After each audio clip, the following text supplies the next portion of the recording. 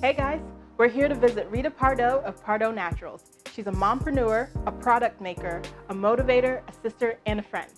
We're gonna learn a little bit about how she runs her business and maybe learn a little bit about how she makes her products too. You ready? Let's go.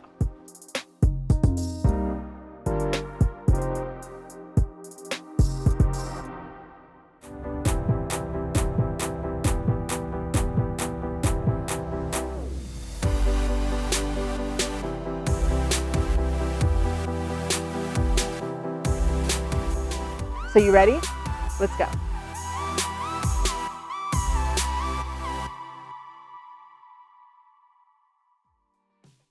Okay, so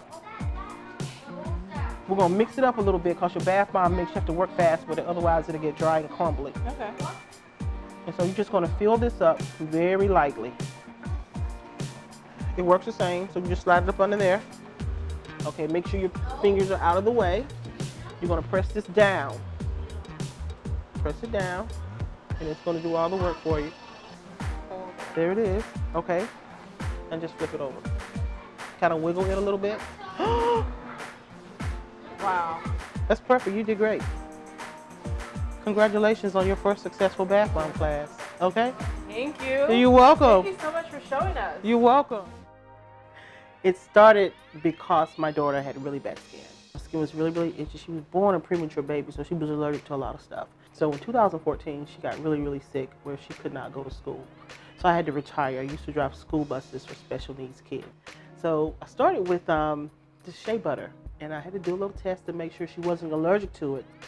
She did well with it. Took her to the doctor, and the doctor said, "What are you using on her skin?" I said, "Well, I make this stuff I call Show Enough Good Stuff." She said, "Well, can I get some?" I'm like, "Sure." She said, "You need to sell this." I said, "Nobody's going to buy this." So I started giving it out to people, and the demand got so high that I had to literally open up a website. So that's how it started. And so what was that decision like for you to say, okay, I'm ready to make this a business. I'm ready to set up shop? It was scary. It was one of the scariest things I've ever done in my life because I've never done that before. And I sat there in my bed for about an hour like, should I do it? Should I not do it? Should I do it? Should I not do it? When I did it, I turned it back off. I was like, no, I can't do it. I can't do it. So I prayed about it. I'm like, you know what, Rita, you got this. This is what you wanted to do. Go ahead and hit the active button and then do a live video and let people know that you have finally started selling these butters all over the place. From there, from the door opening, can you walk us through what it was like trying to grow the business? I was blessed to be able to have customers who understood that I was a small business. So even my labels at that time were handwritten. Mm-hmm. Even the invoices itself were all handwritten. I always wrote a little thank you note, and I still do this because I think that that's really important for your customers to get to know you and know that you're a real person. Once you kind of got the hang of things, were there any kind of obstacles that you felt like you had to overcome? There were times that I would have run out of something and then somebody requested and I didn't have the ingredients. So then I would have to literally go to like a Costco's or a BJ's or somewhere. I was only buying like 50 at a time, where now I can buy like 720 at a time. The more you buy, the more you save. And then that shipping gets to be atrocious. So if you got to pay $15 each time for 50 jars and you can pay $30 for 720 jars, do the math. So I really lost a lot of money for just not knowing what to do. We met at a vendor, Yes. You were a vendor at a pretty big event, and Mm-hmm. you stood out to me because, and I didn't know, before I met you in that event, I didn't know your background, I didn't know anything, but you did stand out to me because you had a certain light around you where Mm-hmm. you were like, I really care about the person who's in front of me right now. I think I came by your booth twice and you would stop what you were doing and like talk to me and Mm-hmm. Answer my questions, and you got my name and my information down and said you'd send me some samples, and I was Yes. just like, who is this woman? So I kind of knew that you took care of people. That Yes. was kind of what you do. Like, Yes. that was just part of who you were. Mm-hmm. You seem to be the caretaker. You Yes. kind of take that role on. And has that influenced your business any? How has it influenced your business, if it has? People like to be taken care of. People like to be wanted. You're coming because you need something from me. So I need to find out what you need. I need to find out why you're here. It's important because you could have went to somebody else's booth. You could have went somewhere else.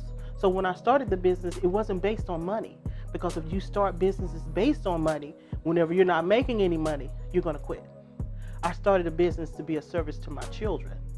So you come into my business, now you're considered one of my children. You have a lot of loyal following. I do. Loyal I do. customers. What things would you attribute that success to? Transparency and honesty.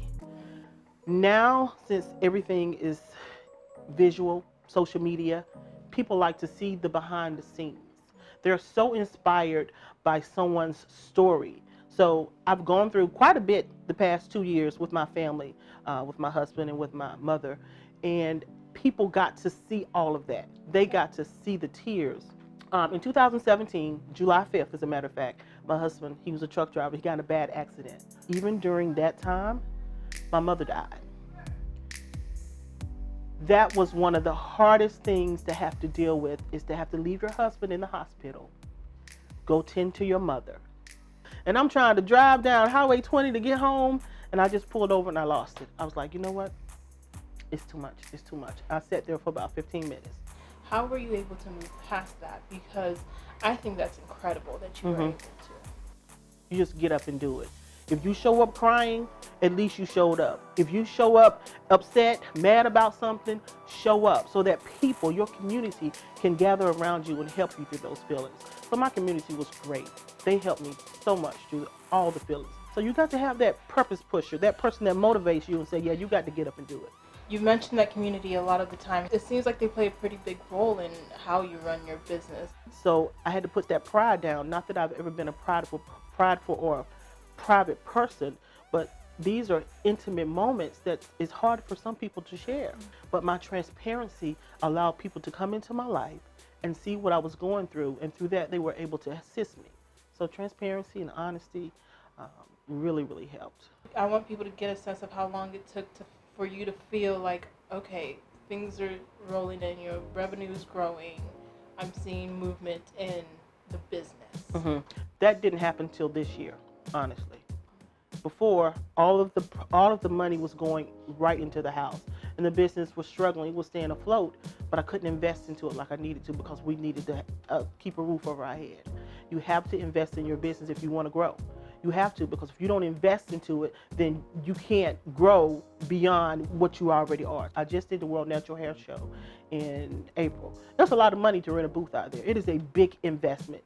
So I never had that. I didn't have that kind of money to put on a booth rental and hope I make it back. So I'm like, okay, if I don't make it back, we're going to lose the house. What kind of advice would you give them for those people who are maybe struggling or wanting to get into the business? Make sure you have a business plan. You have to have a plan. That business plan has to be contingent on what your goals are.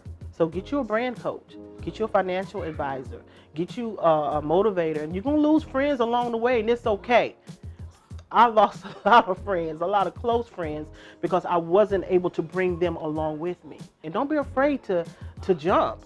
So now I'm jumping off everything, girl. And it hurts when you fall now. It's going to hurt. But you got to be resilient. You got to get back up. And if you can't get up by yourself, call that friend, call that motivator and say, look, I don't feel like doing this today. I don't feel like doing it. I'm just going to have to do it. No, you can't do that. I got a lot of those friends. Your purpose pushers. Your right? purpose pushers, I love yes. that term. Yes, that's what it's called. All right, so we just got done talking to Rita, and I'm so inspired, so happy that we got to really learn how she runs her business, learn the behind the scenes that we might not have seen before. And I'm just inspired to go for my dreams, to go for my goals, regardless of what obstacles come my way. I hope you've been inspired too, but I'll see you next time.